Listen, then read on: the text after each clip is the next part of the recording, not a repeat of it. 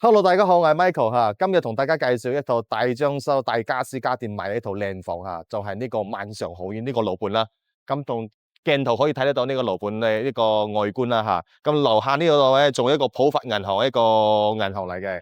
咁我依家我企喺呢個位置咧，喺惠陽最中心呢個地段啊吓。呢條係一條主幹道嘅金惠大道嘅係，佢係連接深圳14地鐵後線一條主幹道嚟嘅吓。咁同埋連埋咧去惠陽最高嘅一棟樓一中心，咁啊樓下咧有底商係天虹商場啊，同埋有三和醫院呢啲配套嘅，非常之方便嘅吓。咁呢個身後呢度就係一個公交車站啦吓，所以從樓盤嚟到公交車站，大概係最多係幾步路可以到得到啦。咁呢個位置咧，我企喺呢度咧就係有幾路車嘅吓。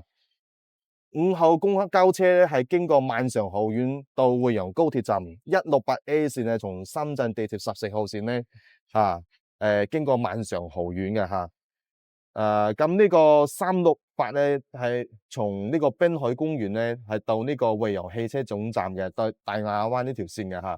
咁呢個新會議之前咧係經過萬常豪苑再到星河單體嘅吓。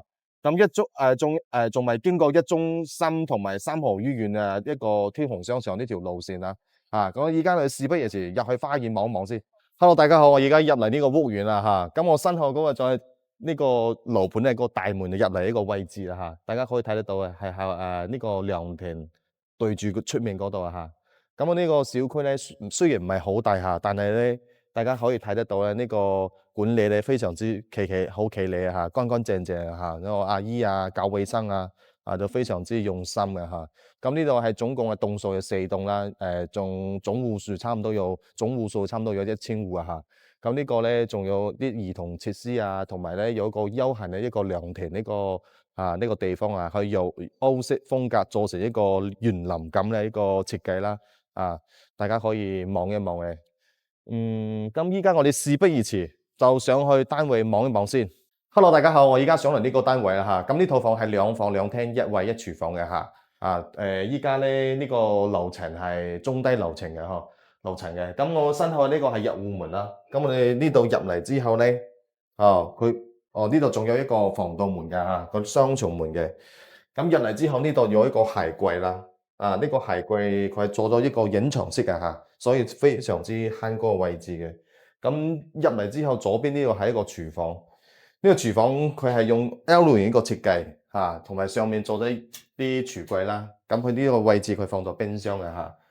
雖然呢個廚房唔算好大，但係啱啱可以使用一個位置嘅。咁你出嚟之後咧就係餐廳吓。咁啊，依家餐廳佢依家放咗呢個搖椅吓，但係其實到時可以放一個餐桌，再加幾張餐凳嘅，呢個可以坐一個4、5個人一個位置係冇問題嘅吓。咁呢個餐廳嘅開間嘅位置咧，大概係一個3米2嘅一個開間啦。依家我哋嚟到呢個客廳呢個位置咧，同餐廳係一樣一個開間嘅。咁呢度咧佢做咗一個背景牆同埋一個玄關，可以放啲裝飾品睇落去都非常之靚啊吓。咁你側邊佢有一個位置佢放嗰個空調嘅吓。咁出嚟之後咧，從客廳出嚟之後就大家可以見到呢個陽台咧都唔會好細吓。呢個陽台大概都有一個長度，一個4米嘅一個長度。咁呢個陽台望過去呢個視野大家可以睇到非常之廣闊啊，視野非常之好闊嘅。咁依家咧對面嗰度有一個成熟小區叫做萬城名座。咁樓底咧樓下面咧就有嗰啲超市商場買嘢非常之方便吓。好似有一個好友多超市同埋一個星輝商場吓。咁側邊呢度有一個親子樂園啦，即係好多細蚊仔嘅放假咧，嗰啲業主都帶啲細蚊仔過去玩嘅吓。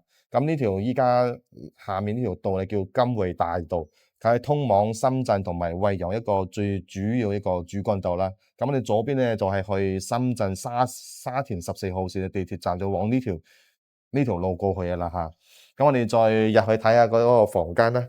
咁入嚟之後呢個位置就係一個房間嚇，呢個係客房嚟嘅，佢做咗一個榻榻米一個牆，同埋呢度有一個飄窗。